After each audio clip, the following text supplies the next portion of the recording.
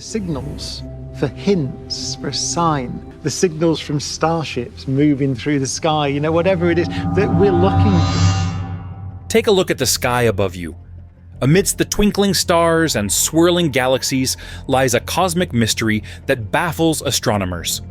For over 3 decades, astronomers have been diligently monitoring the heavens, searching for answers to the origin of a strange signal.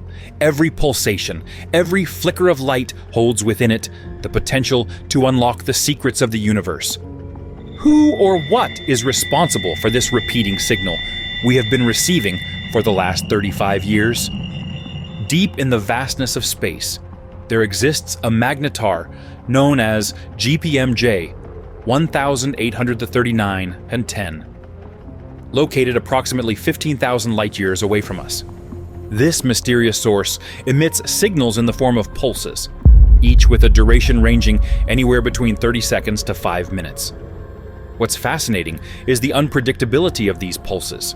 They can emerge within a window slightly over 6.5 minutes, centered around 22 minutes following the previous pulse.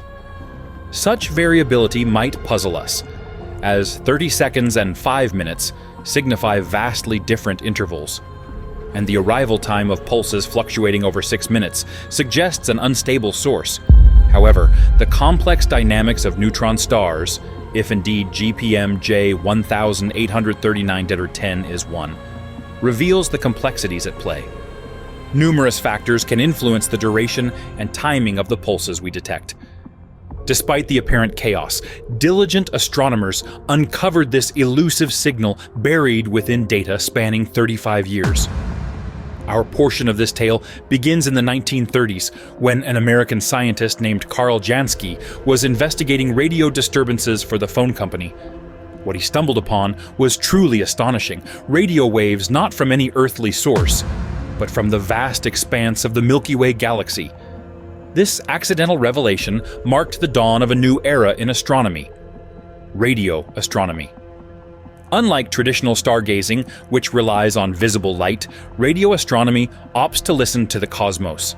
It tunes into frequencies that our eyes cannot perceive, unveiling celestial wonders that would otherwise remain veiled. Since its inception, radio astronomy has undergone a remarkable technological revolution. Today, our radio telescopes stand as wonders of engineering, capable of capturing signals from unimaginable distances. By scrutinizing the extensive data set, astronomers manage to iron out the fluctuations. Through careful calculations, they determined that the source rotates once every 21 minutes and 58 seconds, along with assessing its deceleration rate. Astonishingly, despite expectations of a gradual slowdown due to energy dissipation into space, they found that the rotation period remained unchanged over the past 35 years. This revelation adds a layer of mystery to the cosmic dance of GPMJ 1839-10, challenging our understanding of celestial mechanics. We can be certain that if the source has slowed down, its rotation period could not have increased by more than 0.28 milliseconds over the 35 years. If it had, our data would have revealed it. This minute change, a mere fraction of a millisecond, demonstrates the remarkable stability with which the object spins. This level of precision isn't unusual for pulsars. These cosmic timekeepers, the clocks of the universe, tick away mechanically, allowing us to measure time across vast cosmic distances. However, such stability is unexpected for a slowly rotating pulsar.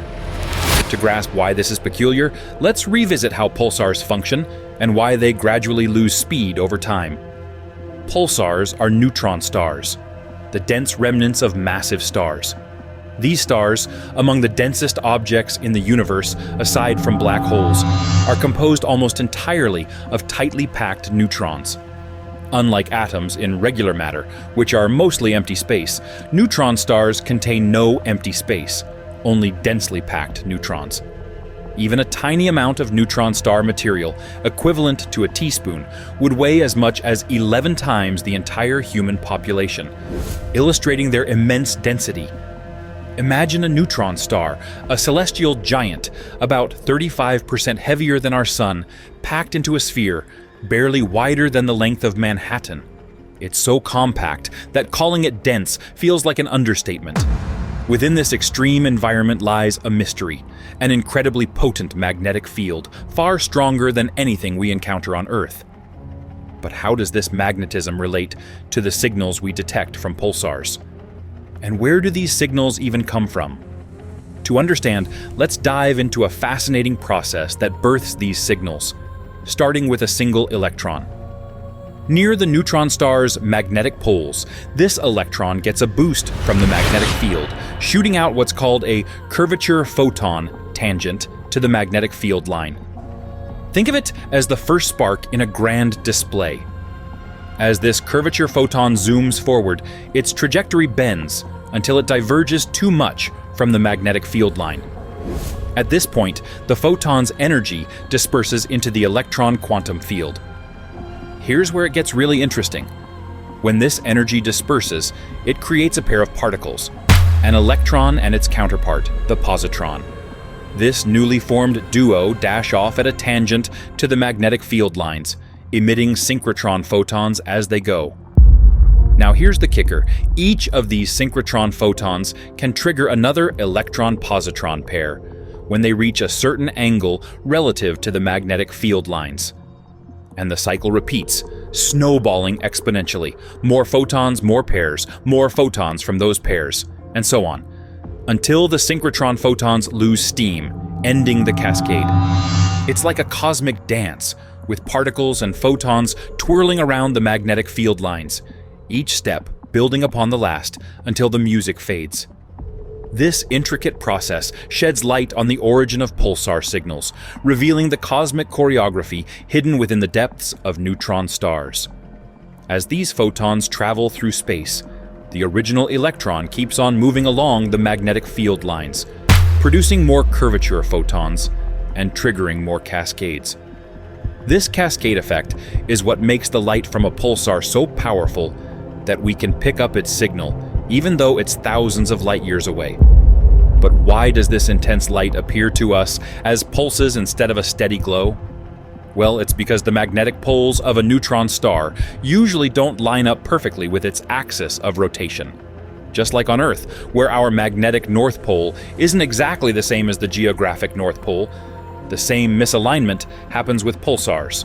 So are like enormous lighthouses in space, beaming their light across the universe as they spin.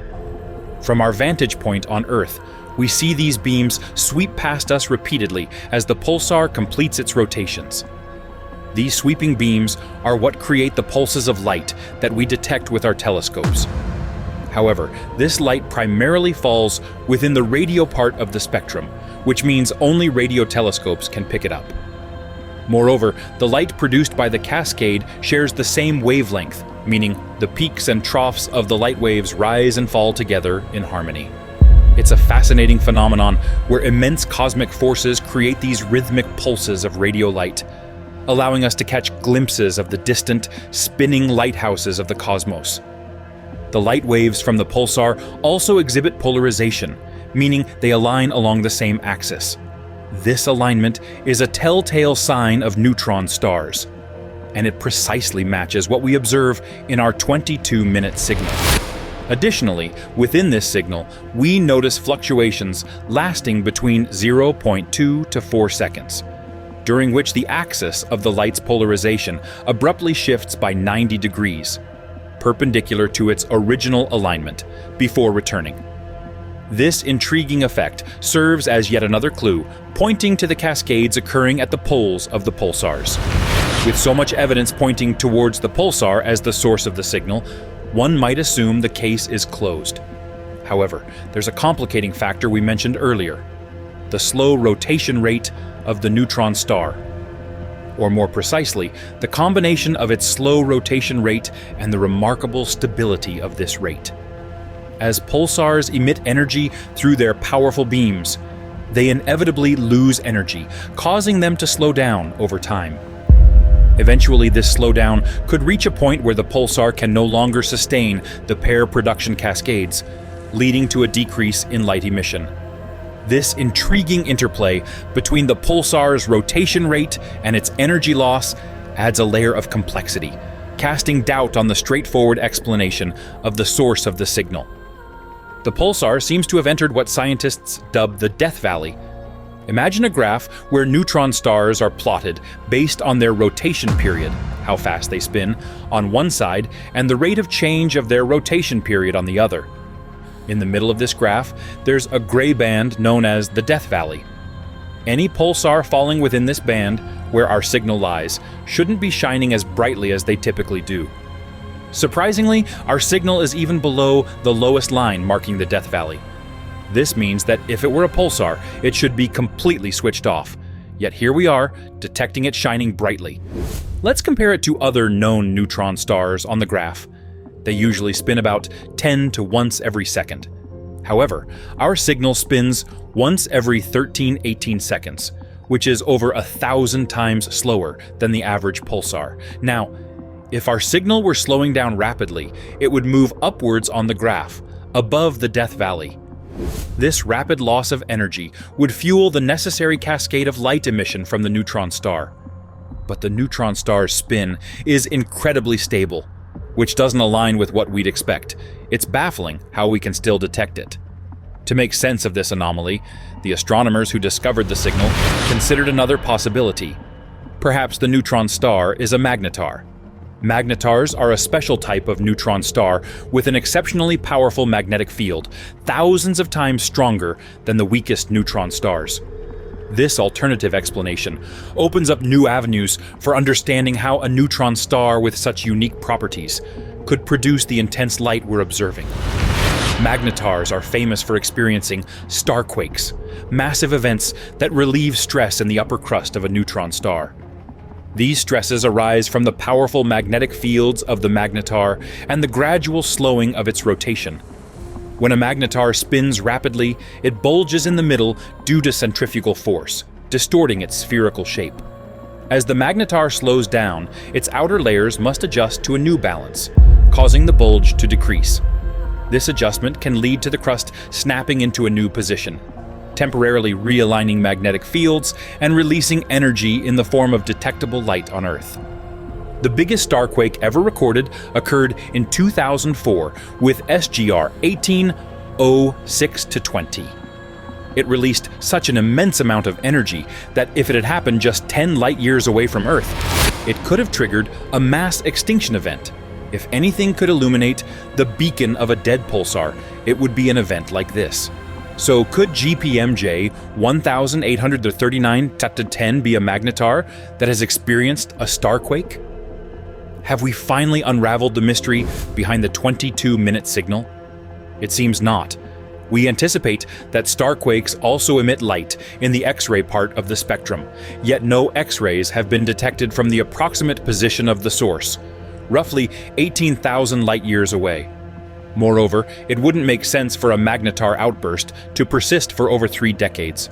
Starquakes are temporary occurrences, and their energy typically dissipates within a few years at most. It's simply unfathomable that this signal would have persisted for 35 years if it were indeed caused by a magnetar. Once again, the distinctive features of our signal rule out the possibility of it being a neutron star, even an extraordinarily powerful one that has experienced a rare event like a starquake. But what else could be the source of this enigmatic signal? Astronomers have noticed faint low-frequency radio waves originating from interactions between stars and exoplanets, as well as from binary systems of 2 brown dwarfs orbiting each other. However, even these emissions are typically about 100 million times weaker than our mysterious signal. In the end, none of our current theories seem to explain the origin of the 22-minute signal. While this unresolved question may be frustrating, it presents precisely the kind of mystery that astrophysicists thrive on. When new data challenges our long-held beliefs, it can spark revolutions in our understanding of the universe. In this case, our understanding of neutron stars is being put to the test. Astronomers remain confident that similar sources to GPMJ 1839 10 are waiting to be found in the vast expanse of the galactic plane. Perhaps these signals are already hidden within the data we've gathered. Discovering more of these signals will illuminate the processes responsible for emissions beyond the so-called neutron star Death Valley. Whatever lies behind the 22-minute signal, it promises to reveal a brand new phenomenon that we've never encountered before. What do you think is the source of the mysterious signal? Let us know your opinion in the comments below.